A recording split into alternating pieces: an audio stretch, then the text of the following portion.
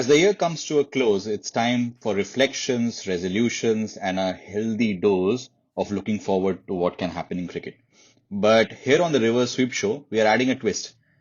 Instead of also reminiscing a year that was, we are going to be peering into the crystal ball and dreaming of the decade to come. This episode is all about the fresh faces who have stormed the test arena.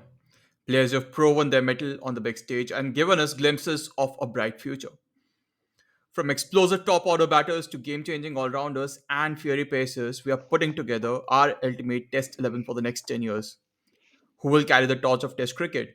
Who are the stars set to dominate the game?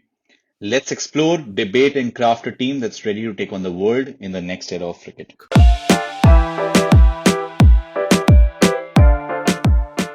Hello and welcome to everyone to the latest episode of the Reverse Sweep Show, probably our last before we say goodbye to 2024. This is your hungover host SS, and joining me is my co-host AB. I'm tripping on some liquid while you are tripping somewhere. How has it been for you? What are you up to? Yeah, but I'll get to that SS. But first, I want to really know more about what's happening with you being hungover. But then that's also explanatory, right? You're in holidays back there in Yeah. Sweden. Must be a good time for you. Personally, for me, I'm on a year-end break as well. I'm somewhere in Southeast Asia, enjoying my time here, and good to be recording a podcast. How are things at your end, and how does it feel to be back on the pod SS after a week break? Yeah, it seems ages since we did a long form one. We did a midweek bonus pod, a hot take. Uh, so it's interesting. We I was at a bachelor's of a friend last evening, so it's but obvious that there would be effects on the morning after. Uh, and it the hangover kind of increased after seeing Lion and Boland bat us probably out of the test match now. So, but yeah, it's been fun watching the BGT, and there's a lot of other cricket that's happening around the world. As we just talked, South Africa have pulled off a remarkable win after being reduced to 8 wickets, and now they have qualified for the WTC final. But anyways, this is the last episode of the year, so looking forward to the break as well, and hoping to record many more episodes in the new year. So today we have an interesting topic. We didn't want to go on another nostalgia trip, but also looking forward. And AB, could you tell the listeners about today's topic? Yeah, I mean, you're talking about hangovers. I'm still hungover on the year that it was, 2024. What a spectacular year for test matches. So many away wins. There was Bangladesh who swept Pakistan in Pakistan, then New Zealand who defeated India in India. So many new players who came up through the ranks. Yeah. And year end, everyone thinks about the team, the test team of the year. We wanted to also think about, ruminate about the year that was, but with a slight twist, not looking back at the past, but also looking ahead in the future. And SS, maybe I should pass it on to you to tell the viewers what exactly we'll be talking about when we say that we want to look ahead into the future while also ruminating about the year that was. Yeah, so we are going to build a team for the next 10 years, focusing on Test cricket. A lot of players came in the last couple of years, which we are exciting about. It's also a transition phase in cricket. A lot of teams are going through that phase, retirements happening left, right, and center. So it's a good moment to also look what we can expect in the next 10 years. So we are going to create a team of players that we think are going to dominate the headlines in the test arena. And yeah, so we are going to do a classical way of doing it, not the draft mode. So we each have picked our 11s and probably a 12th man, and then we are going to discuss about it. Yeah, and when we're talking about the team for the next decade, we also want to ensure that all the players that we pick are fairly young right now, 25 or under, most of the players, so that they have the good part of their career leading into the next decade of Test cricket. And then, as you said, we'll follow the normal classical way of building an 11. So we'll go position by position. We'll start off from the top order, the openers, then go into the middle order, then go into lower middle order all rounders, then spinners, and then pace bowlers. So, what do you say, I sir? think Should we get AB into it? exactly. We should definitely get into it, and I think you've done a really good job of listing down because when you talk about young players, there are a lot of players who have played there initially in their international career, but there are some that are coming through the domestic structure as well. So I think you have listed down. So what we would do is just go through the list of position by position of the considerations that we had, and then we will name our. So we can start with the top order. AB, maybe you want to take this away, listing down the players. So, there are quite a few good top order batters that at least I was looking at when I was thinking about my team. The first one that comes to my mind, and he's also part of my team, is Yashasvi Jaiswal. I don't think anyone can exclude Jaiswal right now from their Test 11. Probably a part of the next set of Fab Four in the world, but then he definitely makes the cut. I still remember the two double centuries he scored in in India versus England. Everyone thought that maybe Yashasvi Jaiswal has been scoring runs in India but not outside. But then we have seen in this BGT what he can do in Australian conditions as well. So he definitely makes my team. The potential options for the other slot were Abdullah Shafiq, Will Pukovsky. I also had Sam Ayub from Pakistan, a very promising young player coming up. But then I went ahead with Shubman Gill. For everything that he brings to the table, the Prince of Indian cricket, as he's called, has had a few impactful performances across formats. Test cricket, maybe not his best format so far, but I still see the potential that he has, and I'm pretty sure that he'll be able to translate that into Test cricket as well. So those are my openers. What about you, SS? Who are your openers? I think Yashasvi Jaiswal was probably the easiest pick if we just compare across sections as well. I think he has been touted for way long that he's going to be a bright star. We have seen this in the past with, let's say, Prithvi Shaw, which did not come to the fore, at least till now, but at least that's not a problem with Yashasvi. He's made runs in Australia now. I think that's a problem with a lot of Indian fans is that unless and until you have a cricketer who goes in Sena conditions, make run, you just don't have the trust factor. I think he has earned that. He's looked good in the series. I mean, of course, he's a young player. First tour down under against top bowlers, he will be under the cosh on most occasions. But he has looked. I mean, if you look from a totality perspective, I think he stands out for sure. So he's also my opener, a left-handed opener for me. Other options were interesting. I mean, you listed down some of them. Uh, I think I just want to mention a Pukowski as well. I think there was a lot of chatter about him retiring from Test cricket as well because he has got a lot of bouncers that have hit him on his head, and he has been advised to consider his cricketing. I think he took a short retirement, and I think now he's considering back. And now we have Sam Constas and McSweeney and all those guys. So I don't know because otherwise I would have also naturally looked at Australia for picking another opener. But that's an But option that even Australia is looking at their entire domestic structure for an opener. infrastructure. Yeah, otherwise Will Pekovsky would have been a shoe-in because he has been in the ranks under the development. Sam Ayub was an interesting one for me. I really like him. I'm a fan of his no-look shots that he does, and I think he's going to be a big part of Pakistan cricket in all formats. But it's the other Pakistani that I also went with. So Abdullah Shafiq, for me, I think he's played around 22, 25 test matches now, averages around 40, I think 38 probably now. But he looks set. He's a proper opener, has played now one round of cricket all around the world now. I think he's going to play 100 test matches for Pakistan. I truly feel if test cricket continues to be in the fore for the next 10 years, and I think he's a good opener. There's some other options that I was also looking at, probably like Shubman Gill at number two as well. But for me, I went with Abdullah Shafiq, considering that he opens and Gill is probably now a number three. So Gill is actually my number three, despite all the downturn he's suffering right now. But I think in the long run, whether he bats at the top or at number three, I think Shubman Gill will make runs, and he's Prince of Indian cricket, and he will be Prince of World cricket as well. I think He is going to make a lot of runs everywhere. He's just going through a down phase. So those are my top three actually, because Gill is my number three, but Shafiq and Jaiswal open for me. Interesting, because you already tell me your number three, so I will go ahead and tell you what my number three, number four picks Yeah. are. And for this, I look outside of India.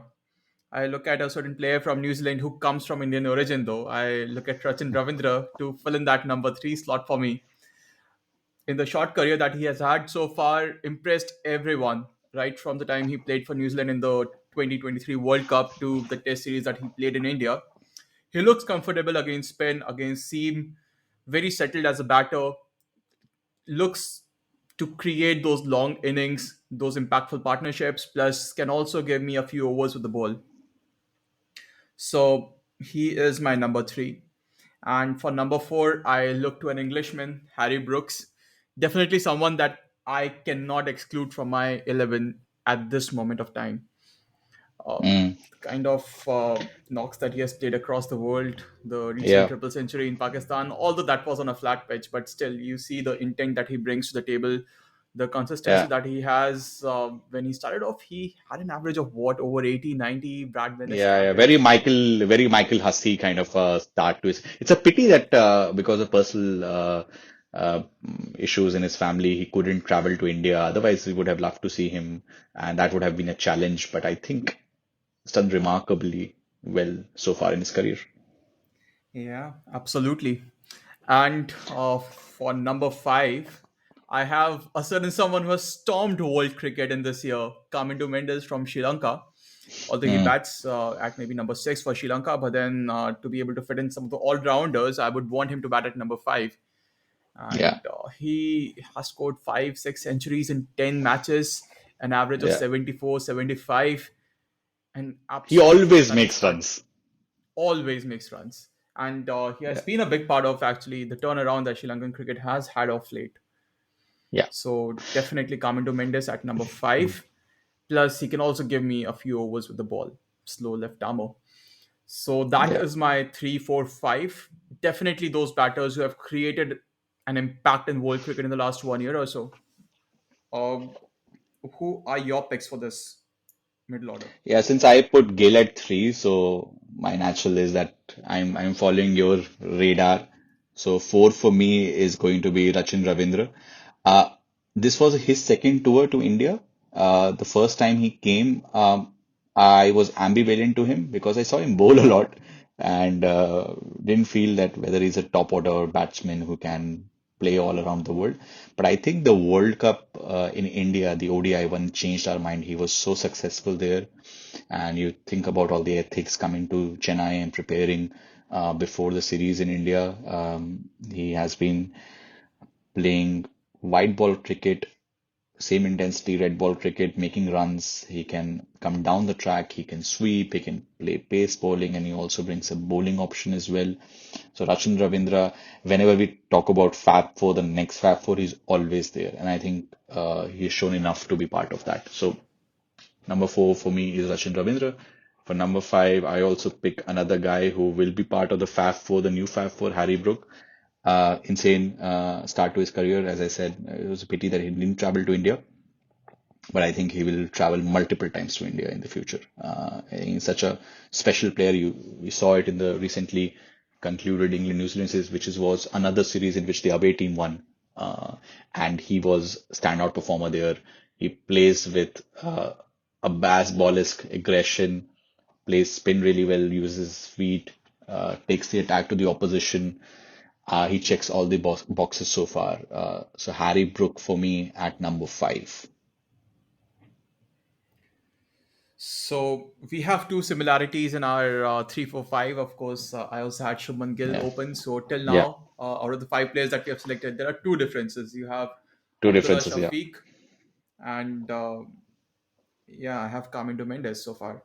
Yeah. So coming to number six, I wanted to pick a keeper, and the few options that I had, one was Rishabh Pant, but he is probably not so young right now for our team. He is Yeah. 27-ish, although a good part of his career might come over the next one decade. But Yeah. just because of the constraints that we put. I'll exclude Rishabh Pant from my team. The next option I have is Dhruv Jurel. I have Joshua De Silva. Uh, Quite impressed by how Dhruv Jurel kept and also batted in that series versus England in India. He definitely showed that he can keep in the most difficult of situations, which is against a spinner in a spinning Indian track, plus also gave those extremely invaluable contributions with the bat. So I go with Dhruv Jurel at six. Who's your pick at six? Is this, what about a keeper, or do you want to go with an all rounder? Yeah, this was a tricky one because I was looking at various options. I was looking as an all-rounder like Cam Green as a way to go. Looking at Camindo Mendes, I was a bit more stricter with the principle of 25-26 and everything. And also I had my personal bias for Tristan Stubbs. I think there was this tweet that I remember that he is doing the three toughest jobs in the three formats that he plays, so especially when Bavuma was injured. He was batting at three in Test matches. He comes down the order, the finisher role in T20 cricket, and does pretty much a similar job in ODI cricket as well. Always trying to provide the impetus. Uh, he is a quality player. We saw enough of it in the IPL as well. He can tonk it. Um, and I think he will provide that kind of counter aggression, probably a Travis Head-esque kind of a role in my team. Big fan of Tristan Stubbs actually. He can bowl a bit of off break as well. I don't know how much of that would be done at the highest level going in the future, but I think he's going to be a big part of the South African scene and also a big part in the international cricketing scene as well. Uh, dropping Kamindo Mendes was a difficult one, but I think Stubbs because I'm actually a fan of Tristan Stubbs. So number six, I go with him. Tristan Stubbs is a solid pick, SS. It's like one of those anecdotes that Ganguly used to give about the Australian team of the 2000s, that you get everyone out and then outworks Adam Gilchrist. And Yeah, the same thing with your team. You get everyone out and then outworks Tristan Stubbs at six.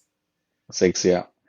Yeah. Uh, So I can I, I can continue with my number seven as well because I was thinking in conjunction to what I mentioned about Cam Green that do we want to pick um, uh, all-rounder. But the problem is the dearth of wicket keepers that we saw, young wicket keepers coming through. Dhruv Jurel is a very interesting pick because my thing was that he doesn't keep that much, and even he has the ability to play as a pure batter in Indian team. But next 10 years, how much of that keeping we will see from him in red ball, especially with Pant around? So I wanted to go for a guy that can keep and has kept wickets, has shown some kind of metal at Test cricket. And I looked at Jamie Smith. Daniel Norcross, the famous correspondent, says that he's a generational talent. I think in his debut, he made a score of 70 versus the West Indies at Lords, and people rate that knock that he would look like an old master playing. He is, and then 10 days later, he goes to the 100 and he makes, I think, like a century there as well. So we are going to see a lot of him and he's fairly young, but he's already played like 10 test matches. I think Jamie Smith as a batter, proper batter, and as a keeper, I think he can do really good because I looked at other records. Joshua Silva's record is pretty bad. He averages around 20 or something. Look as Kyle Ferrine, the South African keeper, who will play a lot of cricket, but he averages around 30 or something. So Jamie Smith for me is my number seven, and he plays as a keeper. So I am not going with a all-rounder like Cam Green. yeah, that's a good pick. Honestly, Jamie Smith originally completely skipped off of my mind, and he is someone who comes with a lot of hype around him when he walked into the world cricket. As you said, a generational talent, and everyone in the English cricket recognizes it. So Yeah, definitely a good pick, and I'm very hopeful about a really good decade for him in the future. Personally, when I was looking at my team, I want to have an all-rounder in there, and I feel Cam Green, yeah, what he brings to the table, a proper, genuine pace bowler and a proper batter. There are very few people in the world cricket who can do that. Right now, it's probably yeah, only Hardik Pandya and Cam Green, and Pandya does not play Test cricket anymore. So Cam Green just purely You because could of the have speed looked at and Nitish six. Kumar Reddy. Absolutely, but then I'll be looking at him as a proper batter, not an all-rounder, because he doesn't bowl for India as well. Although you got to Yeah, give it to him, he just scored a tremendous century and saved us, bailed us out yeah, of an absolutely yeah. troublesome situation. But then, Nitish Kumar Reddy and his role in Indian cricket is something that we debate a lot over on WhatsApp as well every day. yeah, nothing to take away from the century. But then, if you are a number seven, number eight, then I would want him to We bowl a expect few more with more the ball, and Cam Green more. I think provides that. Yeah, he can bowl 140, right? He's a proper Yeah, quick bowler. And so yeah, that's my number seven. Now that we have discussed our squads till number seven, I'm guessing it would be bowlers from here on. SS. Who are your pacers, spinners? Who are the yeah. contenders for that? Uh, This is something that we were discussing about the dearth of spinners somehow under 25. You just don't find quality spinners. I mean, Sri Lankan spinners, there are a lot of them to pick from, but they don't play that much. You will only play one of them away, and we haven't seen that much. Probably we've seen more the T20 and the ODI guys like who play Hasaranga, Pikshana, and all those guys, but still like Embul Dania, you have got Prabha Jayasuriya, Nilan Perez, but they just come and play a few test matches here and there, and you are never sure on who is going to be the long run guy. Tanush Kotian was an interesting pick that India did recently. He's a proper all rounder now, but we haven't seen him that much. So it was a difficult pick. So we went a little left field, considering a guy who has been around for ages now, playing franchise cricket, playing international cricket. Some people say that he's 30, but no, he's not. So I will go with Rashid Khan as the lone spinner. He can play all formats anywhere around the world. The amount of experience that he has as a 25, 26-year-old guy, it's just incredible. And he can bat as well. And he has got that leadership quality as well. So I would say Rashid Khan is my spinner. And in terms of fast bowlers, there were so many options to look at again because a lot of young, looking at the Bangladesh guys, Hassan Mahmood, Naeed Rana, both very impressive. They won because of them in Pakistan. They wrecked India as well in the first innings of the first test match. They won a test match in West Indies with that attack. Naheed took 5 or 6 wickets. Looking at them. But I've got some biases over here. One pick was very clear, Naseem Shah. He comes in. I think he's going to be there for 10 years, all format. When we saw him at 17, 18 bowling in Australia, we knew at that point of time he's going to be there. And I think he's a proper fast bowler. And he's only going to get better. I don't think we have seen the ceiling of him. So Naseem Shah as one of them. I go with Marco Jansen, brings the bounce because of the hit the deck and his height. He's a left armer and he can also smack the ball. And he just had a partnership with Rabada to win the Test match versus Pakistan. Marco Jansen he will be lethal in swinging conditions. And my number 11 is somebody I'm a fan of, Jaden Seals. Uh, yeah, he's got like 80 wickets already in 15, 17 test matches. Average of 22, strike rate of 38. I expect big things from him, especially in red ball cricket. So I went with Jaden Seals as my third fast bowler. I think those are interesting picks. As you have most of your bases covered. I have two players overlapping with your picks. One is Rashid Khan for all the reasons that you mentioned. The second is Naseem Shah. But yeah, again, coming back to the same point that you were mentioning, when we were creating this team of 11 players, there was such a dearth of spinners around the world cricket. Yeah, You look at Indian team, all the spinners are over 30, 35. Ashwin, Jadeja. Washington isn't too young either. And then Australian team, Nathan Lyon, again, closer to retirement than to his debut, we have 40 the odd. Sangha guy, but we haven't seen him in Test cricket. We just don't see spinners from Australia. Yeah, yeah. And then South Africa, you have Shamsi Maharaj, again, not young, right? England, you have Yeah, Adil yeah. Rashid. I say that, So yeah, there are Muthuswamy no or spinners. something from South. Yeah, There are no spinners at all. Yeah. yeah. So we have to look at Rashid Khan, not 25 either, a bit older, but then we have to go with him because we do feel that the next 10 1 years, I year, think it's going to, yeah, he will. yeah, definitely going to dominate world cricket, whether it is in T20Is or ODIs or even tests. Given that Afghanistan plays a lot of tests in the next one Yeah, decade, which we don't know whether they will. yeah, But he is my lone spinner. I can also get some overs of spin from Rachin Ravindra and Kamindo Mendes in my team.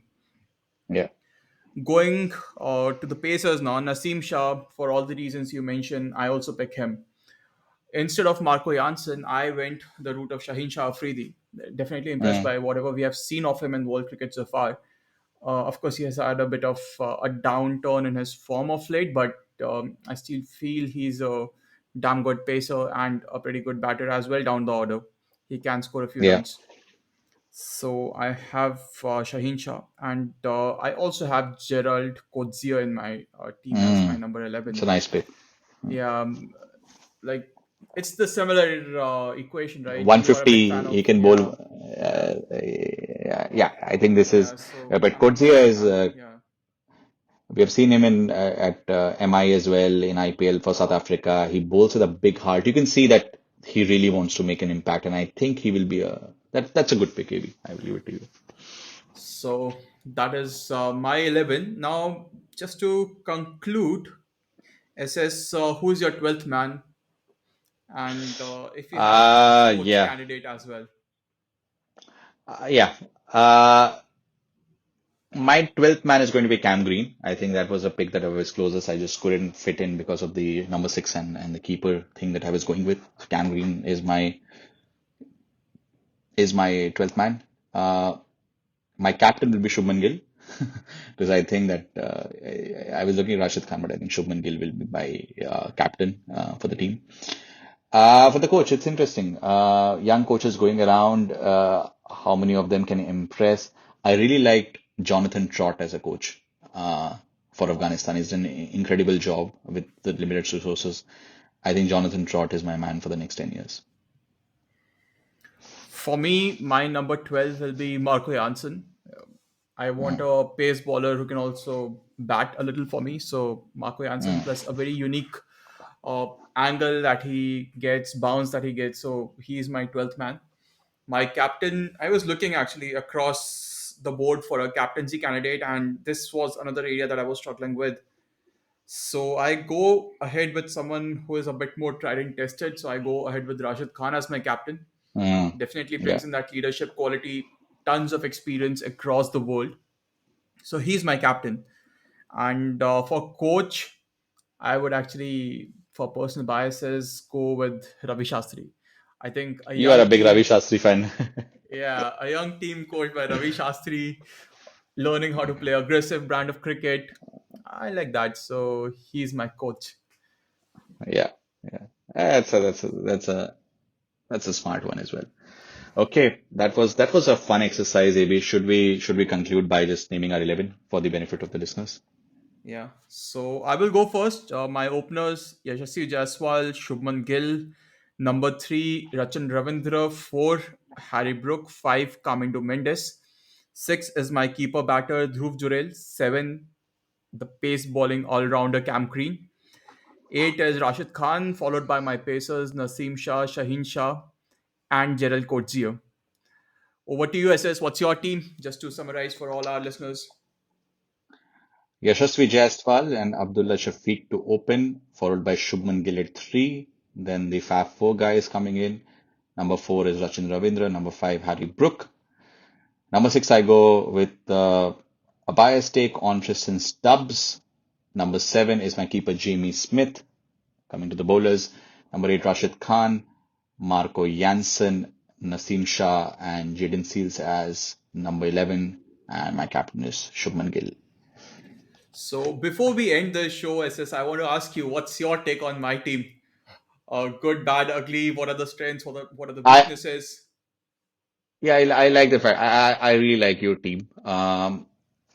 I think having Gill open gives a lot of flexibility, which my team did not have, and then the option of an all-rounder like Cam Green, I think.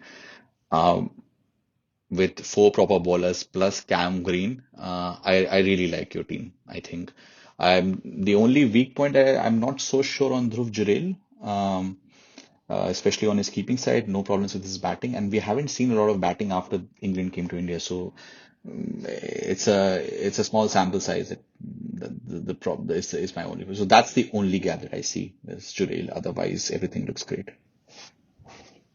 Yeah, when I look at her team, it's a solid team. A few players who kind of skipped my radar: Jaden Seals, Jamie Smith, definitely good picks, and I feel they also strengthen your team substantially. Just the one weakness, and this is again talking about what you spoke about in my team, is a Yeah, pace bowling all rounder. So you have yeah, proper batters till number seven, and then four proper bowlers. So you don't have that yeah, extra bowling option, especially for Sena yeah, conditions. In subcontinental conditions, you can have a few overs from Rachin Ravindra, and you can get by. But if you are playing in Sena conditions and your seamers are struggling, that yeah, is where I see you struggle a bit. But yeah, by and yeah. large, a solid pick, solid team. I think Tristan Stubbs owes me a big one because I'm a big fan of him and I had to include him. But yeah. So guys, that was the final episode of 2024 from the Reverse Sweep Show. It was fun recording this forward-looking team for the next decade. We will be back in the new year, hopefully starting off with a hot take and then the full long form episode, probably going back to BGT before we bid goodbye to BGT. So yeah, take care, everyone. Enjoy. We are available on all podcasting platforms. And looking forward to hearing your feedback and looking forward for you to join us in the new year.